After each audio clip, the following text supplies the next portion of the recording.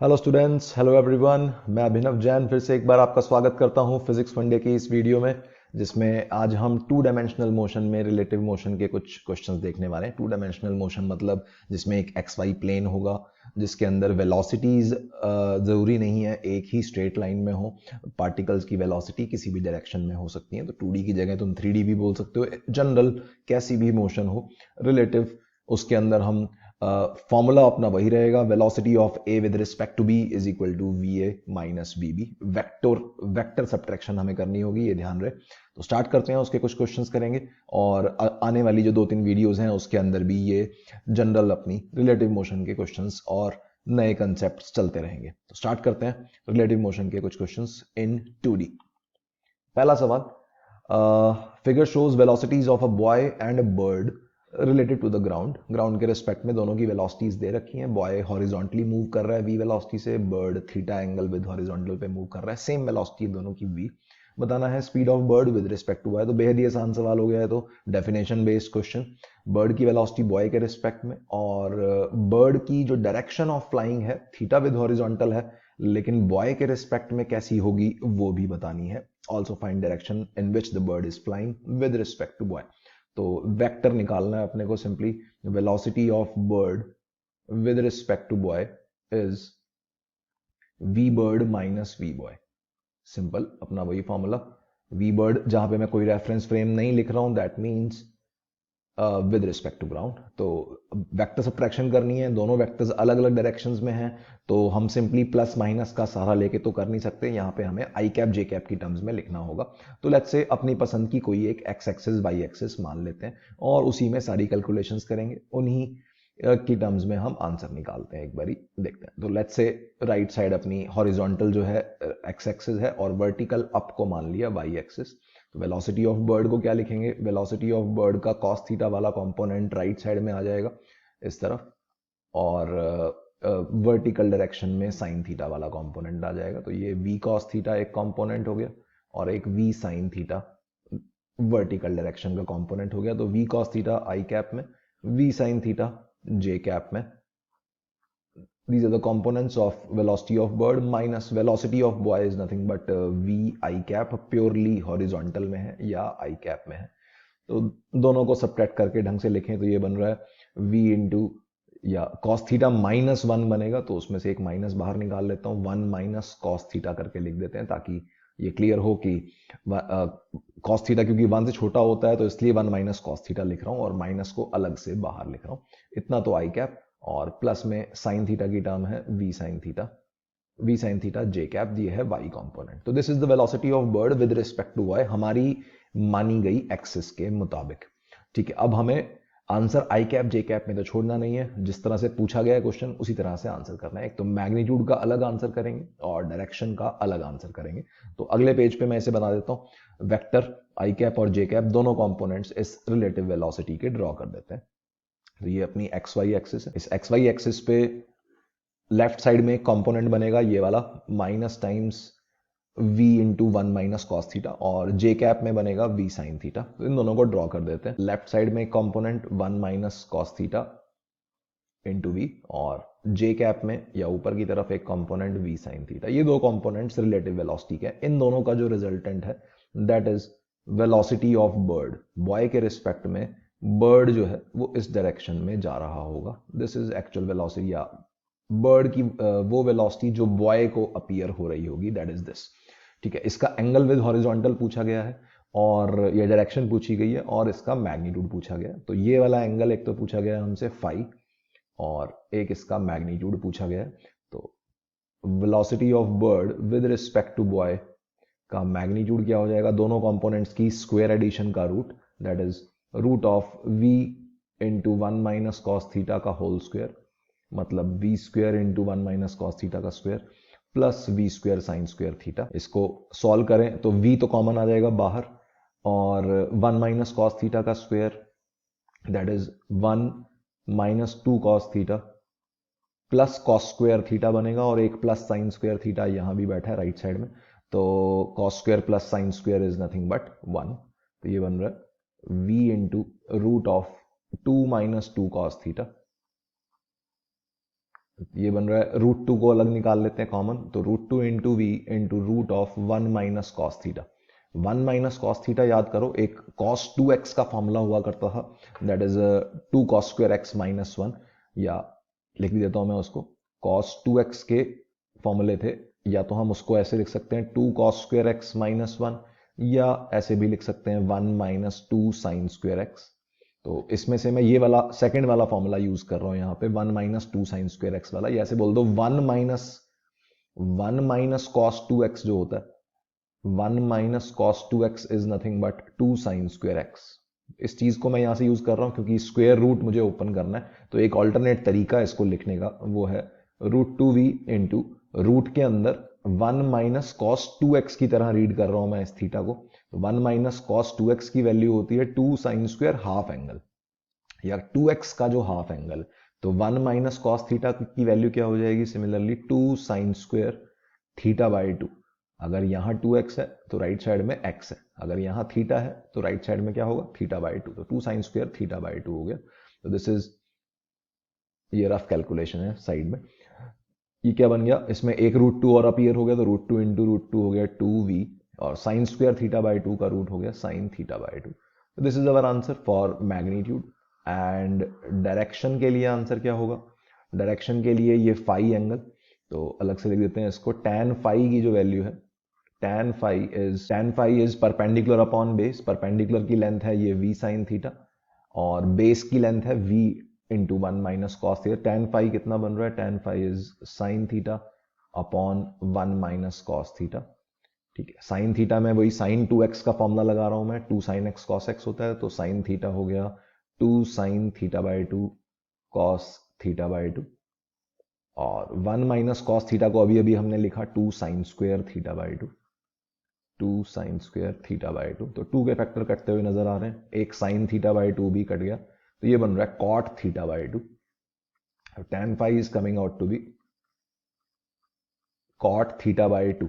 Cot theta by 2 को मैं लिख सकता हूं tan of pi by 2 minus theta by 2। याद करो tan 90 माइनस थीटा इज, या tan 90 माइनस एक्स क्या होता है, कॉट एक्स होता है, तो कॉट थीटा बाई 2 की वैल्यू को मैं लिख सकता हूं tan 90 degree minus theta by 2। मतलब ये जो फाई एंगल है हॉरिजॉन्टल के साथ, ये फाई एंगल अपना आ रहा है 90 डिग्री माइनस थीटा बाई 2, या पाई बाय 2 माइनस थीटा बाई 2। एक आंसर अपना ये हो गया। ठीक है, डायरेक्शन क्या है, बर्ड की डायरेक्शन हॉरिजॉन्टल से 90 माइनस थीटा बाई 2 पे, या वर्टिकल से थीटा बाई 2 पे बर्ड बॉय को उड़ता हुआ नजर आएगा with speed 2v sine theta by 2।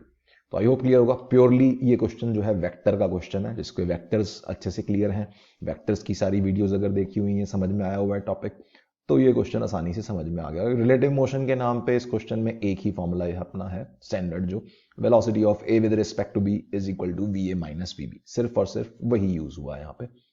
आगे बढ़ते हैं, अगला question, illustration number 2। A javelin thrower can throw javelin at maximum speed u when he is at rest. ठीक है, एक जेवलिन थ्रोअर अगर रेस्ट पे है तो u स्पीड से, मैक्सिमम u स्पीड से वो थ्रो करके सबसे ज्यादा दूरी तक जेवलिन को फेंक सकता है। When he throws javelin while running at speed v, अब वो भागने लगा v स्पीड से और हॉरिजॉन्टल ग्राउंड पे, find the angle of projection relative to himself for maximum range on ground.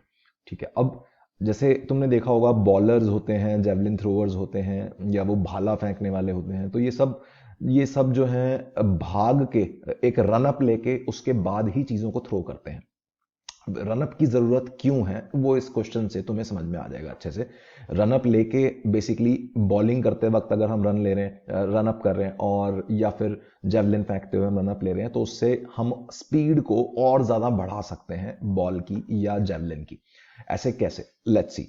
एक खड़ा हुआ आदमी सिर्फ यू स्पीड से जेवलिन को फेंक सकता था, लेकिन अब वो वी स्पीड से खुद भाग रहा है और अब वो फेंक रहा है।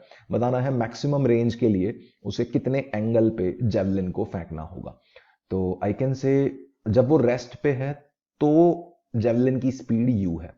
अब यहां पे इस u को हम क्या समझेंगे इस क्वेश्चन में, इस u को समझने के दो तरीके, या तो हम ऐसे समझें इसे कि ये u वेलोसिटी ऑफ जेवलिन है विद रिस्पेक्ट टू ग्राउंड, या फिर हम ऐसे समझें कि ये u वेलोसिटी ऑफ जेवलिन है with respect to running thrower. तो अब ये क्या होगा, अब एक्चुअल में तो इस क्वेश्चन में वो रनिंग थ्रोअर है, रेस्ट पे तो है नहीं। तो रेस्ट पे उसको जबरदस्ती बनाने के लिए हम बोल सकते हैं खुद इस रनिंग थ्रोअर के रेफरेंस फ्रेम में ही सोच के देखो। With respect to running thrower अगर हम सोचें तो रनिंग थ्रोअर खुद अपने आप के रिस्पेक्ट में क्या हो जाएगा, रेस्ट पे हो जाएगा। और जैसे ही वो रेस्ट पे हो गया तो उसके रिस्पेक्ट में हम बोल सकते हैं जेवलिन की स्पीड u हो जाएगी। तो इसका मतलब ये u जो है वो है velocity of javelin with respect to the thrower, with respect to running thrower. And velocity of running thrower वो दे ही रखी है हमें भी, तो इनको एक बार डायग्राम में बना लेते हैं अपन। Velocity of javelin thrower, velocity of thrower जो है वो v है हॉरिजॉन्टली राइट की तरफ। And velocity of javelin with respect to thrower, velocity of javelin with respect to thrower वो u है, पता नहीं कितने एंगल पे, लेट्स से थीटा एंगल पे है। ठीक है, थीटा एंगल पे वो फेंक रहा है। अब एक्चुअल में जेवलिन कहाँ जाएगा, तो हम बोल सकते हैं velocity of javelin with respect to thrower वो तो वीजे माइनस वीटी हो जाएगी। Velocity of javelin with respect to thrower vectorially वो क्या है, v j, j for javelin and minus v t that is t for thrower.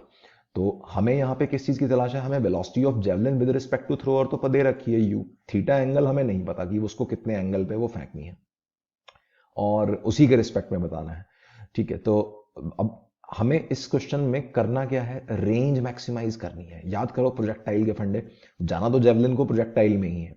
तो प्रोजेक्टाइल में हमने एक बात पढ़ी थी कि रेंज को अगर मैक्सिमम करना होता है तो हमें ग्राउंड के रिस्पेक्ट में उसका इनिशियल एंगल 45 डिग्री चाहिए होता है।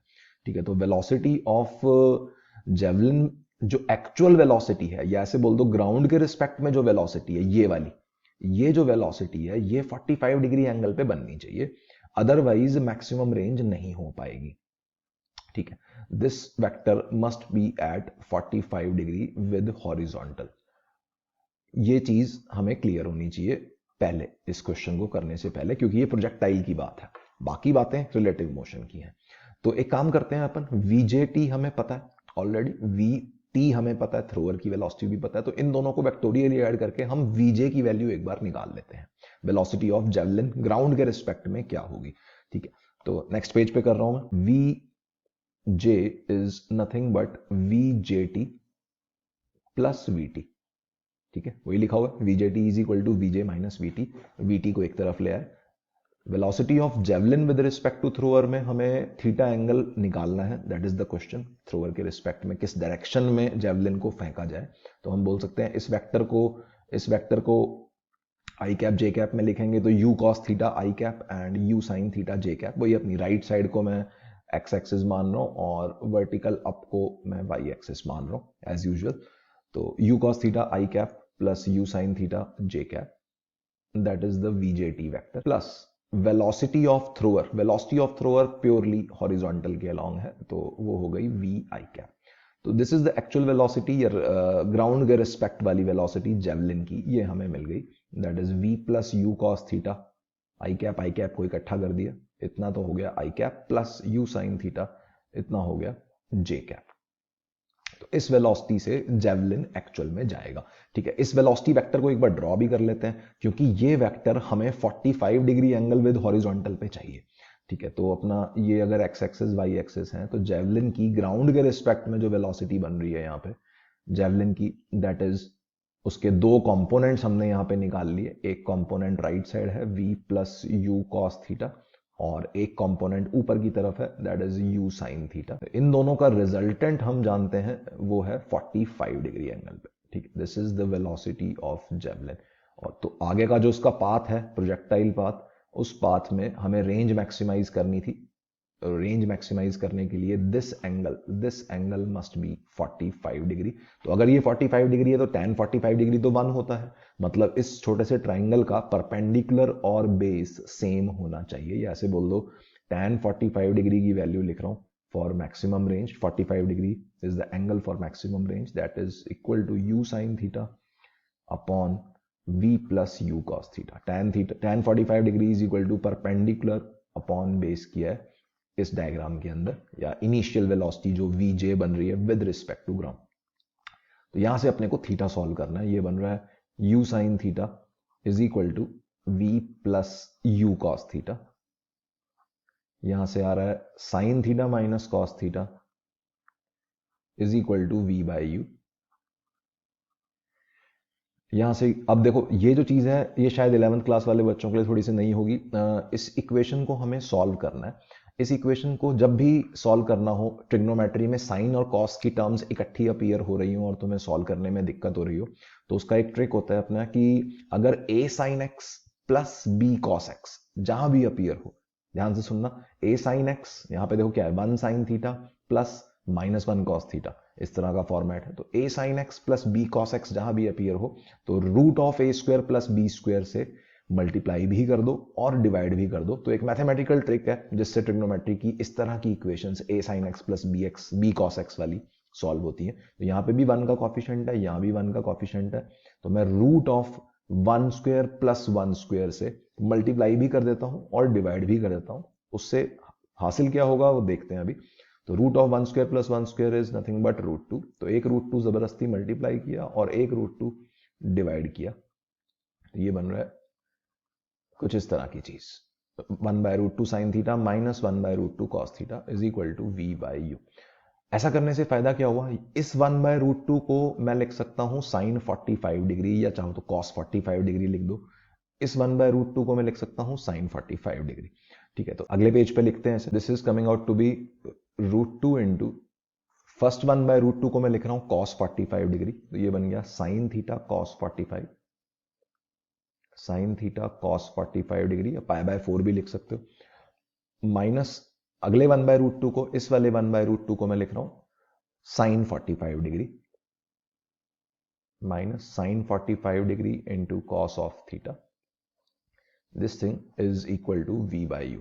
अब ध्यान से देखो, ये एक्सप्रेशन देख के कुछ याद आ रहा होगा, sine A cos B minus cos A sine B, इस तरह का फॉर्मेट है ये, sine A cos B minus cos A sine B. ये फॉर्मूला किसका था, ये था sine of A minus B का फॉर्मूला था। तो ये एक्सप्रेशन पूरा क्या बन रहा है, root 2 into sine of theta minus 45 degree is equal to v by U, या ऐसे बोल दो sign of theta minus pi by 4, radians में लिख देते हैं सब कुछ। जनरली ऑप्शंस जो दी गई होती हैं एग्जाम्स में जनरली रेडियंस की टर्म्स में ही होती हैं जब तक कुछ मेंशन ना हो। तो ये बन रहा है, ये एक रूट 2 नीचे आ गया यहाँ पे, तो v बाय रूट 2 u हो गया। This is theta minus pi by 4 is coming out to be sine inverse v by root 2 u। Theta की वैल्यू आ गई, जिस एंगल पे जेवलिन को फेंकना होगा with respect to the javelin thrower, that is coming out to be pi by 4 plus sine inverse v by root 2 u। देखो ग्राउंड के रिस्पेक्ट में अगर जेवलिन थ्रोअर ग्राउंड के रिस्पेक्ट में सिंपली खड़ा होके बिना किसी रनअप के अगर जेवलिन को थ्रो करता तो उसे मैक्सिमम रेंज के लिए पाई बाय 4 का एंगल फेंकना होता, पाई बाय 4 के एंगल पे इसको फेंकना होता। लेकिन उसके एक्स्ट्रा रनअप लेने से फायदा क्या है, रनअप लेने से फायदा हमने देखा कि जो जेवलिन की वेलोसिटी है वो टोटल वेलोसिटी अब u से ज्यादा है। ठीक है, u साइन थीटा और u कॉस थीटा ये दो कंपोनेंट्स थे तो u की वेलोसिटी थी, लेकिन ये v और ऐड होने की वजह से उसकी जेवलिन की वेलोसिटी बढ़ गई है। जेवलिन की वेलोसिटी बढ़ गई है तो वो ज्यादा दूर तक जा सकता है। उस ज्यादा दूर तक जा सकता है में सबसे ज्यादा दूर तक कब जाएगा, जब उसका ग्राउंड के रिस्पेक्ट में जो वेलोसिटी है उसका एंगल हॉरिजॉन्टल से 45 डिग्री होगा। तो 45 डिग्री एंगल पे, इस एंगल पे अगर वो बंदा with respect to himself javelin को फेंक दे तो मैक्सिमम रेंज तक वो जेवलिन को पहुंचा सकता है। तो this is our answer for this question. थोड़ा टफ क्वेश्चन है बट ध्यान से, मैथ्स ज्यादा है इसमें, फिजिक्स की इस क्वेश्चन में सिर्फ एक ही बात यूज हुई है अपनी, that is relative motion, velocity of javelin with respect to thrower is equal to v javelin minus v thrower. उसी इक्वेशन की मदद से वेक्टर्स का और कुछ ट्रिग्नोमेट्री का सहारा लेके हमने इस क्वेश्चन को किया। तो आई होप क्लियर होगा, अगर नहीं क्लियर एक बार दोबारा से इसको रिवाइंड करके धीरे धीरे आराम आराम से सुनो, पॉज करते हुए चीजें अच्छे से चमकेंगी। आगे बढ़ते हैं, अगला सवाल, आखिरी सवाल, इलस्ट्रेशन नंबर 3। 2 डायमेंशन में a ball is projected from floor of an elevator. Elevator वाला एक क्वेश्चन हमने 1 डायमेंशनल मोशन में पिछली वीडियो में भी देखा था। जिसमें एक कॉइन को ड्रॉप किया गया था। उसके बाद मैंने एक जी इफेक्टिव वाली कहानी भी बताई थी कि जी इफेक्टिव एक शॉर्टकट की तरह यूज कर लेते हैं हम कभी कभी, जो कि मैं अब यहाँ यूज करूंगा। लेट्स सी, क्वेश्चन पढ़ते हैं। Ball is projected from the floor of an elevator which is moving up with decreasing speed as shown in the figure. ऊपर जा रहा है बट स्पीड इसकी डिक्रीजिंग है, मतलब इसकी वेलोसिटी तो ऊपर की तरफ है लेकिन इसकी एक्सलरेशन नीचे की तरफ है। ध्यान रहे, डिक्रीजिंग स्पीड या रिटार्डेशन का मतलब क्या होता है, वेलोसिटी के एंटी पैरेलल है एक्सलरेशन।